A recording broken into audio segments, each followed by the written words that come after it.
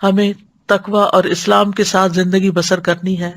تقوی دل کے حال کا نام ہے اور اسلام ظاہر کا نام ہے، یعنی اپنے ظاہر اور باطن کو خوبصورت بنانا ہے، اور پھر اللہ سبحانہ وتعالی کی خاطر زندگی بسر کرنی ہے، اپنے فرائض ادا کرنے ہیں، کسی نیکی کو حقیر نہیں سمجھنا، چاہے وہ کتنی ہی چھوٹی کیوں نہ ہو.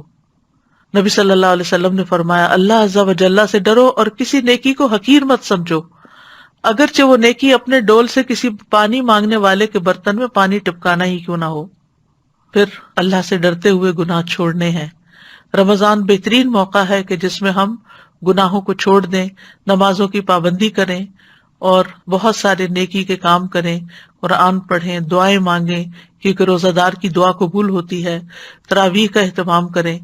اس سال کرونا وائرس کی وجہ سے لوگ مسجدوں میں اگر نہیں جا سکتے، احتیاط کے تقاضے کے تحت اگر اجتماعی عبادت نہیں ہو سکتی، ہر کوئی اپنے اپنے گھر پر ہے، تو خاص طور پر تراویح کے وقت آپ مصحف کھول کر، چاہے آپ اپنے موبائل فون سے کھولیں یا آپ قرآن مجید سے کھولیں، دیکھ کر تراویح پڑھ سکتے ہیں. اور اگر گھر میں زیادہ لوگ ہیں تو ایک شخص دیکھ کر تراویح لیڈ بھی کر سکتا ہے، یعنی مصحف سے دیکھ کر بھی پڑھا سکتے ہیں. حضرت عائشہ رضی اللہ تعالیٰ عنہ کے غلام تھے ذکوان، وہ مصحف سے دیکھ کر نماز لیڈ کرتے تھے. پھر اسی طرح ہم اپنی زندگیوں کا محاسبہ کریں، جائزہ لیں کہ ہمارے اندر کون کون سے حرام کام ہیں، تو اللہ کے ڈر سے ان کو چھوڑ دیں. اپنی خواہشات قابو میں رکھیں. روزہ تو ہمیں سیلف کنٹرول سکھاتا ہے. جن چیزوں کے لیے ٹیمپٹیشن ہوتی ہے ان کو انسان روزے میں چھوڑ دیتا ہے، چاہے کتنی ہی پسند کی چیز کیوں نہ ہو. تو اسی طرح بری خواہشات پر بھی قابو رکھیں. اپنی نظروں کی حفاظت کریں. نظروں کی حفاظت میں صرف ظاہری طور پر نہیں بلکہ موبائلز کے اوپر بھی، فونز کے اوپر بھی تصویریں دیکھنا، عورتوں کے لیے مردوں کی یا مردوں کے لیے عورتوں کی، یا پونز یعنی ننگی تصویریں دیکھنا، یہ سب کچھ حرام میں آتا ہے.